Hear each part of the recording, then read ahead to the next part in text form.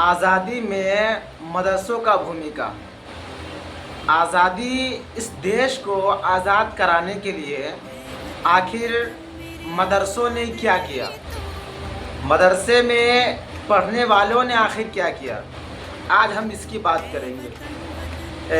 कुछ लोग मदरसे को बदनाम करते हैं, मदरसे को बुरा भला कहते हैं और ये कहते हैं कि मदरसा आतंकवादी का अड्डा है। कुछ लोग ये कहते हैं कि मदरसा दहशतगर्द पैदा करता है। अभी आप एक बयान सुने होंगे उत्तर प्रदेश के उप मुख्यमंत्री केशव प्रसाद मौर्य जी, वो कह रहे हैं कि मदरसा एक आतंकवादी बनाने का अड्डा है, एक दहशतगर्द पैदा करने का अड्डा है। मैं ऐसे लोगों से सिर्फ यही कहना चाहूँगा कि ये जाहिल लोग हैं, जाहिल, ये जाहिल लोग हैं। इन्हें शायद कि केशव प्रसाद मौर्य जो उत्तर प्रदेश के उप मुख्यमंत्री हैं, शायद इन्होंने इतिहास को भुला दिया है। इन्होंने इतिहास को पढ़ा ही नहीं, इन्होंने इतिहास को जानने की कोशिश नहीं की। अगर इन्होंने इतिहास को पढ़ा होता तो ऐसी बातें कौन करता है? अपने देश के लिए, अपने मुल्क के लिए ऐसी बातें कौन करता है? अगर केशव प्रसाद मौर्य, अगर उन्होंने, मैं कहता हूँ कि कुछ मदरसों के लिए पहले पढ़ तो लिए होते, मदरसों के बारे में कुछ जान तो लिए होते, उसके बाद बोलते। क्या आखिर इस देश को आज़ाद कराने में क्या रोल था इस मदरसे का? आखिर इस देश को आज़ाद कराने में मदरसे में पढ़ने वालों ने क्या किया? आखिर इस देश को आज़ाद कराने में वो उलमा जो उस मदरसे से पढ़ के निकले, आखिर उन्होंने क्या किया? ये केशव प्रसाद मौर्य जी जो उप मुख्यमंत्री है, ऐसे लोगों को चाहिए कि पढ़े, ऐसे लोगों को चाहिए कि पहले इतिहास जाने। अरे पढ़ने नहीं आता तो किसी से पढ़वा लेते, अगर पढ़ने नहीं आता तो उसको किसी से जान लेते, अगर जानने का मौका नहीं मिला तो गूगल सर्च कर लेते, उससे पता चल जाता। क्या आखिर इस देश को आज़ाद कराने में मुसलमानों का क्या भूमिका था? आखिर मदरसे वालों ने क्या किया? ये जो कहते हैं कि मदरसा दहशतगर्द का अड्डा है, जाहिल है ये लोग। बड़ी जिम्मेदारी से ये बात कह रहा हूँ, अनपढ़ है ये लोग, गंवार है जो इस तरह की भाषा बोलते हैं, वो भी अपने मुल्क के लिए, अपने देश के लिए। ऐसे लोगों को तो शर्म आनी चाहिए कि जिस मदरसे वालों ने, जिस उलमा ने इस देश के आज़ादी के लिए अपनी गर्दन कटवाई, किसी ने अपने बच्चे को कुर्बान किया, किसी ने अपने खानदान रिश्तेदार वालों को खो दिया। ऐसे लोगों के बारे में ऐसे अपशब्द बोलना क्या ये शोभा देता है? ये सवाल मैं आप पे छोड़ता हूँ। ये चीज़ आप बताएंगे क्या जिन्होंने इस देश के लिए अपनी गर्दन कटाई, अपनी खूने बहाए, क्या ऐसे लोगों के बारे में ऐसे अपशब्द कहना आपको क्या लगता है, कैसा है?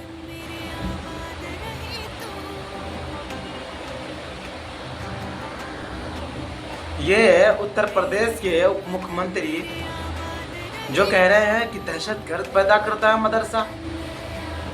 मैं इनसे एक ही बात पूछना चाहता हूँ कि वो जो डॉक्टर राजेंद्र प्रसाद थे वो कहाँ पढ़े थे? क्या उन्होंने मदरसे में पढ़ाई नहीं की? ये जो मिसाल मैन पूरी दुनिया जिसको जानती है, डॉक्टर APJ अब्दुल कलाम, क्या उन्होंने मदरसे में पढ़ाई नहीं की? क्या उन्होंने मदरसे से तालीम नहीं ली? क्या उन्होंने मदरसे में नहीं पढ़ा? क्या वो मदरसे का हालात नहीं जानते थे? आप बताइए, क्या जिन्होंने वो लोग जो महान क्रांतिकारी जो लोग थे, हज़रत टीपू सुल्तान, जिन्होंने अपने देश के लिए जान दी, क्या इन्होंने कभी मदरसे में नहीं पढ़ा? क्या इन लोगों को मदरसे से कोई मतलब नहीं था? ये तो सवाल बनता है। जब ऐसे अपशब्द उन शहीदों के लिए कहा जाए तो सवाल तो बनता है।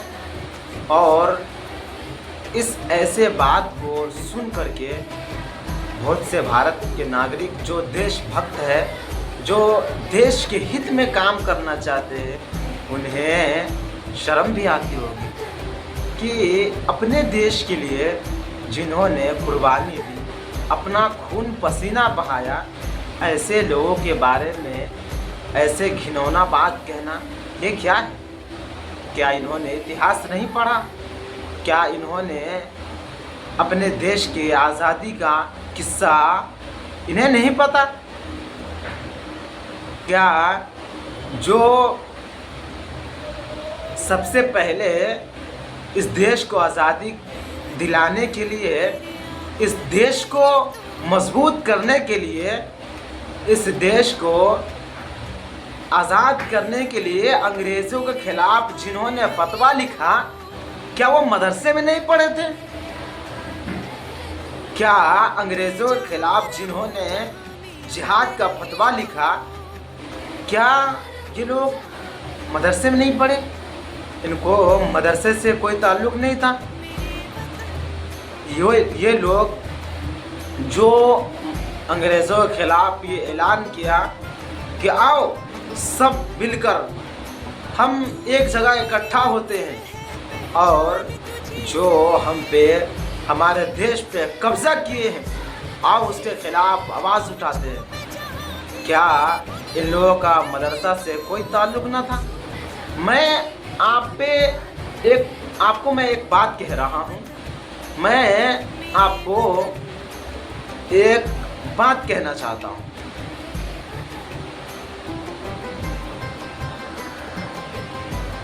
कुछ लोग ये भी कहते हैं, कोई बात पे कोई ऐसी बात हो तो मुसलमानों को कहते हैं, अरे ये तो जिहादी है, ये तो जिहादी है, ये तो जिहादी है।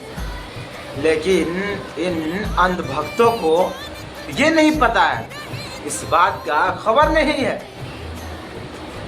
इन्होंने कभी सोचा तक नहीं है कि आखिर जिहाद का मतलब होता क्या है। इनसे पूछिए तो इसकी ज़बान बंद हो जाएगी, इनकी बोलती बंद हो जाएगी कि आखिर जिहाद का मतलब होता क्या है। अगर इनसे पूछिए तो इनके पास जवाब कुछ नहीं होगा। इनसे पूछिए कि जिहाद का मतलब क्या होता है, क्या आपने पढ़ा, क्या आपने जानने की कोशिश की, तो इनके पास जवाब कुछ नहीं मिलेगा। आखिर जिहाद का मतलब क्या होता है, जिहाद किसे कहते हैं, इन्हें कुछ नहीं पता।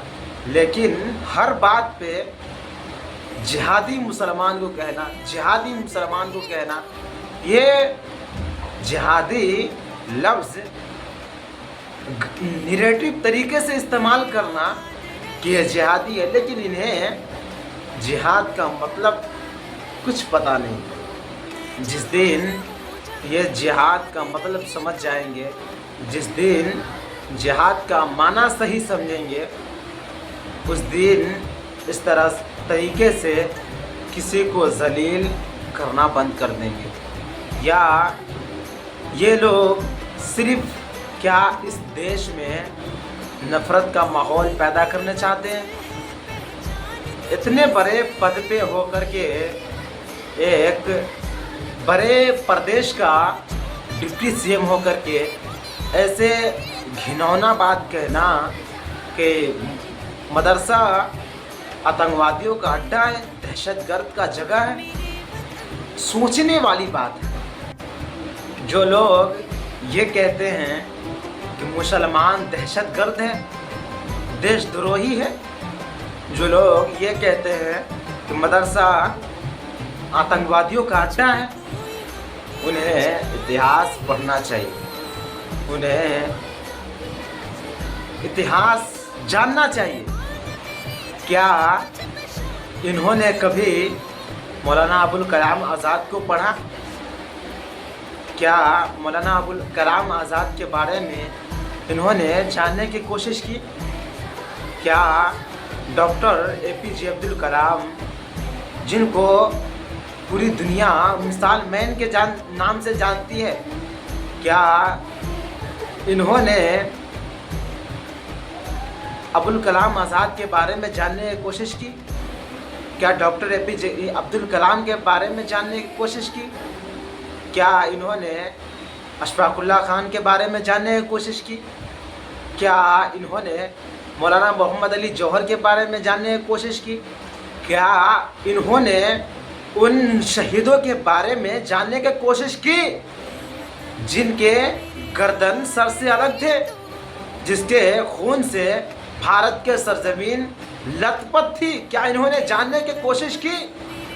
क्या आखिर इन्होंने देश के लिए किया क्या?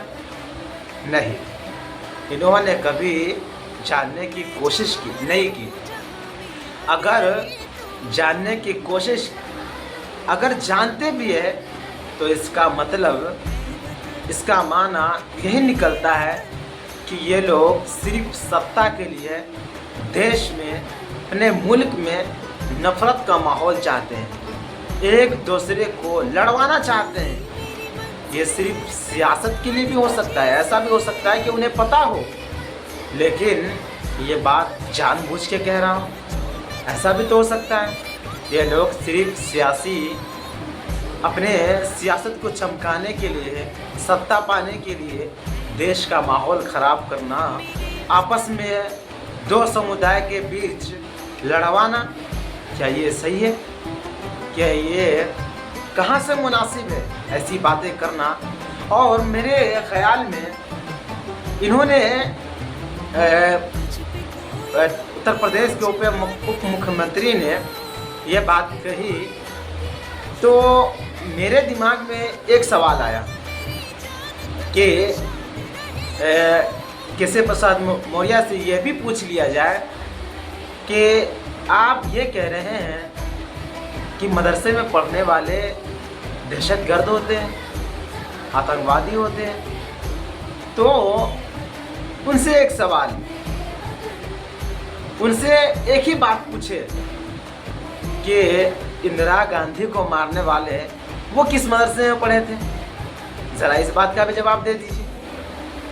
इंदिरा गांधी पे गोली चलाने वाले, इंदिरा गांधी को मारने वाले वो किस मदरसे से पढ़े थे? इसका भी जवाब दीजिए। क्या महात्मा गांधी को मारने वाले वो किस मदरसे से पढ़े थे?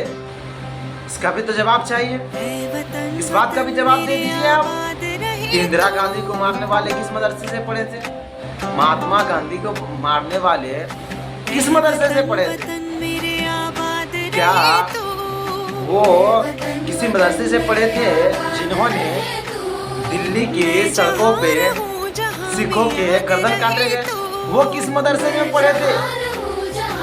और इन लोगों को जो ऐसी बातें करते हैं उन लोगों को ये कहिए कि ज़रा बोलिए गोडसे मुर्दाबाद, तो शर्म आने लगती है। कुछ लोग देश का, अपने मुल्क का अभी भी है, जो गांधी जी को गोली मारने वाले को अपना बाप मानते हैं, बाप। ये बात मैं बड़ी जिम्मेदारी से कह रहा हूँ, ये बात बड़ी जिम्मेदारी से कह रहा हूँ। कुछ लोग गोडसे को अपना बाप मानते हैं, बाप। जिन्होंने गांधी जी को गोली मारा, उनको अपना रहनुमा मानते हैं। उनसे कहिए कि कहिए गोडसे मुर्दाबाद, तो वो लोग बोलने में कतराते हैं। लेकिन हमें कहिए, हम पे इल्जाम लगाया जाता है कि ये लोग देशभक्त नहीं है, देशद्रोही है। मैं उनसे एक ही बात कहना चाहूँगा, तुम तो अपनी बात छोड़ो। आज से 1500 साल पहले मोहम्मद रसूलुल्लाह, जो इस्लाम धर्म के आखिरी पैगंबर हैं, उन्होंने अपने लोगों को के बीच ये पैगाम दिया कि देश से मोहब्बत कैसे किया जाता है। उन्होंने, हालांकि इस्लाम में ये भी कहा गया है कि मुल्क से मोहब्बत, देश से मोहब्बत, इस्लाम मतलब ईमान का आधा हिस्सा है, ईमान का हिस्सा है अपने देश से मोहब्बत। और मेरे आका ने ये भी कहा, अपने मुल्क से मोहब्बत करो, अपने मुल्क से वफादारी करो। और इस्लाम तो ये भी हुक्म देता है कि अगर कभी नमाज पढ़ने के लिए पानी न हो तो आप इस देश की मिट्टी से आप तयम्मुम करके आप नमाज अदा कर सकते हैं। आप समझ सकते हैं कि इस मिट्टी की अहमियत क्या हो सकती है।